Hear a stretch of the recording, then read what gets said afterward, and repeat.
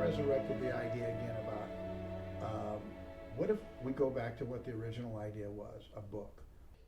You were going to need an illustrator. Now, it bears saying that Jon is an incredible illustrator, incredible artist, and very particular.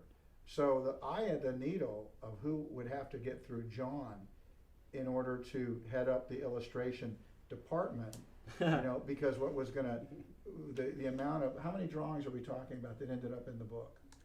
Over 600 pages. Over 600 pages. And then there was other stuff that didn't make it in. That didn't make it in. So would that have taken it to 800? Probably 7. All right, so 700. Just of illustration. Unbelievable. Yeah. Not to mention 6 oil paintings. So what department, what group of people were going to be able to handle that? Who was this person going to be, and how big was this department going to be? A sweatshop. And could they keep up? Yeah, it was going to be big. It was going to involve a lot of art. I do some of that myself, but not the level. We were seeing a level of quality that we needed that I could not get to. And volume-wise, it was not even a question. Again, we had a lot of trust, and it's like, okay, you can't do it, but how are we going to get somebody that's going to please you? Because you're a world-class artist, at least in my mind. How are you going to do that? Because I think when you have somebody illustrate your words, and when you realize how important words are to Jon, you're going to understand the art is going to be equally important. And I think he said, I'll put an ad in the paper.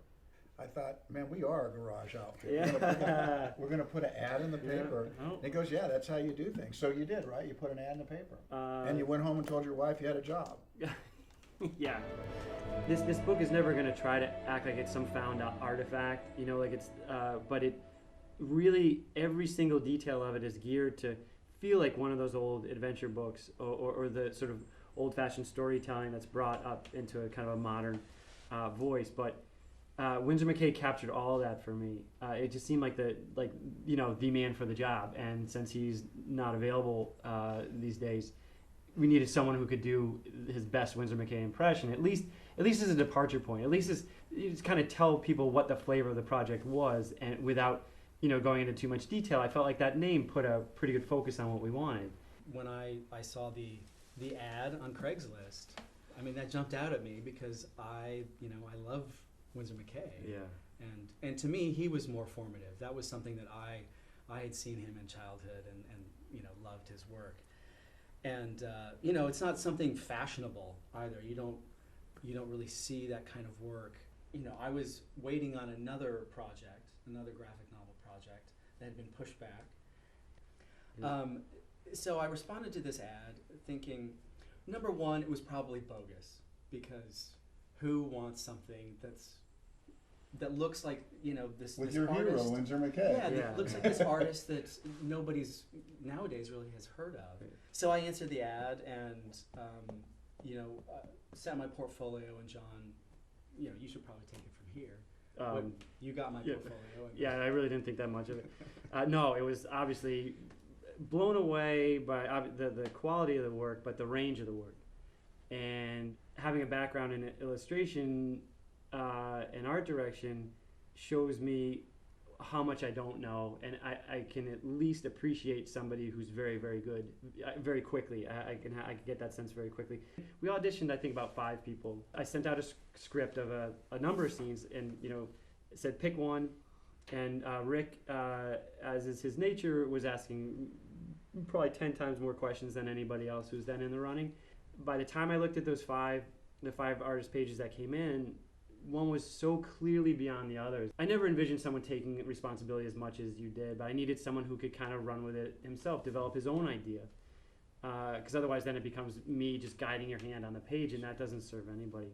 At a certain point, we're not getting out of this before it's 600, 700 pages of art. That's not even the book length. Well, there are 2 things about that. Number one, I mean, yes, I had that month I was trying to fill, and we started working together, and we thought maybe it was going to be a year or 2, and it turned into 3.5. But the reason, once your writing came in, and I started working with your writing and illustrating that, it wasn't hard for me to want to be a part of this and to to finish it to the end, because it was the best writing material that I've ever had a chance to work with. In terms Absolutely. of illustrating. I mean, beyond, like way beyond anything I've ever Well, once read in we- this medium. I mean, it was really genre sort of breaking. Yeah. This is a landmark moment, I think, in both of your careers. They won't talk about it themselves that way, but I can. I think this will really mark them and look back. This could be one of the proudest moments, I think, of their career. And we couldn't have done this without Rick.